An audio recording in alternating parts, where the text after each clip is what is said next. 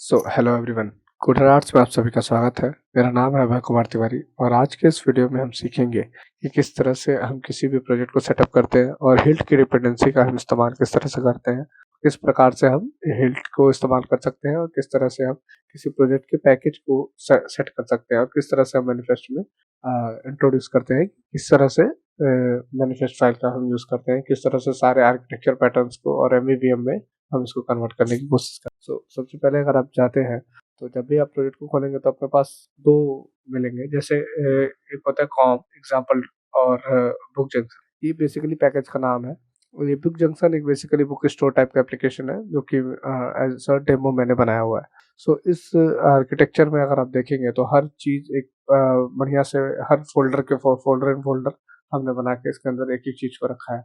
आइए देखते हैं कि सबसे पहले जो होती है, अब आजकल जो मार्केट में ट्रेंड चल रहा है जिससे हम बोलते हैं कि single activity and multiple fragment architecture pattern. Okay, सारे पूरे स्क्रीन में हमारे पास बेसिक कुछ भी नहीं होता है, बस एक सिंगल एक्टिविटी होती है, उसके अंदर हम सारे फ्रैगमेंट्स को डिजाइन और डेवलप करते हैं।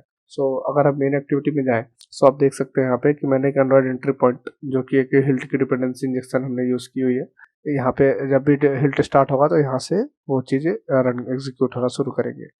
इसमें हम देख सकते हैं कि हमने दो वेरिएबल बनाया, एक कस्टम व्यू और एक जो कि वेरिएबल जो भी एक कस्टम व्यू जिसके अंदर हम कोई भी व्यू को होल्ड कर सकते हैं। ठीक है, और यहाँ पे हमने टूल बार का एक लेट इनिट वेरिएबल बनाया हुआ है और टूल बार में हम basically find view editor custom underscore tool bar और सेट सपोर्ट एक्शन बार के अंदर टूल बार को हमने कर दिया। इस तरह से हम कस्टम टूल बार को भी क्रिएट करेंगे, वो भी हम सीखेंगे। और कस्टम लेआउट इन्फ्लेटर के थ्रू हमने लेआउट टूल बार को इन्फ्लेट किया हुआ है। उसके बाद अगर हम देखें तो टूल बार में एक व्यू को ऐड कर दिया उस कस्टम व्यू को। ये था हमारा मेन एक्टिविटी। इसके अंदर हम बेसिकली सारे फ्रैगमेंट का भी इस्तेमाल कर रहे हैं जिसमें होते हैं फाइंड नैप कंट्रोलर। इसके अंदर सारी आईडी डाल के सब कुछ होस्टिंग वगैरह हम इसके थ्रू करते हैं।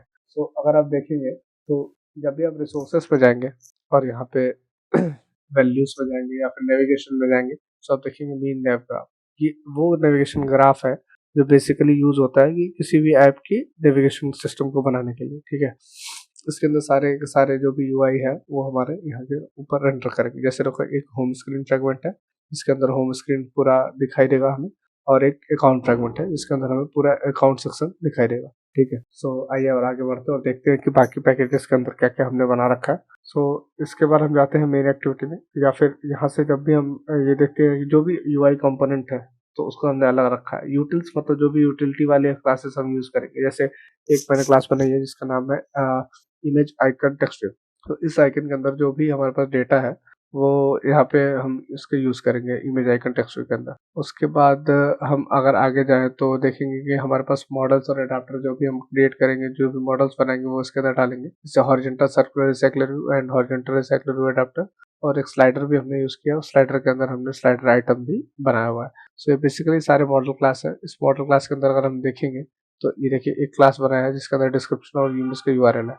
इसी स्लाइडर आइटम को हमने स्लाइडर एडाप्टर के अंदर यूज किया हुआ है।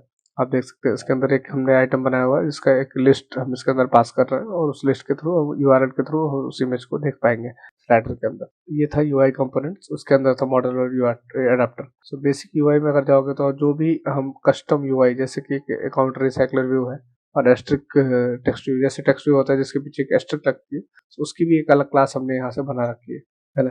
इस तरह से सारी चीज़ों को एक एक करके हमें क्रिएट करना है और हम इसे पूरे होल प्रोजेक्ट में ताकि हम इस्तेमाल कर पाए इन सारे क्लासेस का। एक हॉरिजॉन्टल सर्कुलर सेकुलर व्यू भी हमने बना रखा है ताकि हॉरिजॉन्टली अगर हमें कुछ स्क्रॉल करना है तो यहाँ पे कर पाए, और यहाँ के अंदर एक हॉरिजॉन्टल सेकुलर व्यू भी बना रखा है। और बेसिक की क्लास एक स्लाइडर की है तो यहाँ पे हमने एक स्लाइडर भी बना रखा है। अगर हम इसके अंदर और जाते हैं तो इसके अंदर एक फीचर दिया हुआ है। फीचर के अंदर देखेंगे तो हमारे पास 3 और पैकेजेस हैं। फीचर मतलब जो भी फीचर हम इसमें ऐप में इंजेक्ट करते हैं उसको फीचर के नाम से जानते हैं। हमारे पास अभी बेसिक 3 फीचर है इस प्रोजेक्ट पे। अगर हम जाए अकाउंट में तो अकाउंट के अंदर हमने देखा कि हमारे पास 2 और चीज़ें हैं।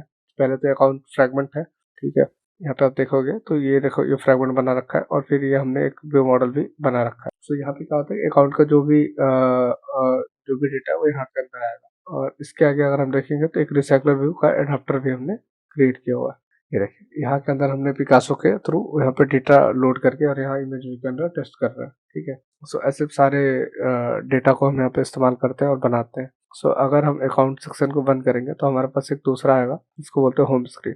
और होम स्क्रीन के अंदर का तो ये होम स्क्रीन के सारा डेटा है और सारे इसके भी एडाप्टर्स और यूआई के अंदर देखेंगे तो हमने एक फ्रेगमेंट बनाया और इसका व्यू मॉडल भी बनाया हुआ है। सो इस स्क्रीन पे देखेंगे तो हमारे पास एक लॉगिन फ्रेगमेंट है और यहाँ पे हम लोग लॉगिन बनाया हुआ है और ऐसे करके हमने सारे एक्टिविटीज और सारे हर चीज़ों को क्रिएट किया हुआ है। तो ये फीचर वाले पैकेज को बंद करते हैं, यूआई कंपोनेंट्स को भी बंद करते हैं और यूटिल्स को भी बंद करते हैं। सो बेस में जाएंगे तो हमारे पास एक ऐप मॉड्यूल मिलेगा। ये ऐप मॉड्यूल बेसिकली कुछ नहीं करता है, ये सिंगल ऑब्जेक्ट प्रोवाइड करके देगा। जैसे मान लीजिए अगर हमें बेस यूआरएल चाहिए या फिर हमें इलेक्ट्रोफिट का प्रोवाइडर चाहिए तो हम यहाँ पे इसका एक बार में प्रोवाइड्स का यूज़ करके हम यहाँ पे डायरेक्ट उसका यूज़ कर सकते हैं, जैसे रेट्रोफिट के इंस्टेंस का। और यहाँ पे एक लोकल डेटाबेस के लिए बनाया हुआ है, इसको हम चाहेंगे तो लोकली भी हम इसका यूज़ कर सकते हैं सब ठीक ठाक का। सो आज के इस वीडियो में इतना ही। अगर आप भी कोई प्रोजेक्ट ऐसा शुरू करना चाहते हैं और उसमें आपको मदद की ज़रूरत है तो आप हमारे दिए गए ईमेल आईडी और उसके डिस्क्रिप्शन में दिए गए ईमेल आईडी पे हमसे संपर्क कर सकते हैं। आपका धन्यवाद।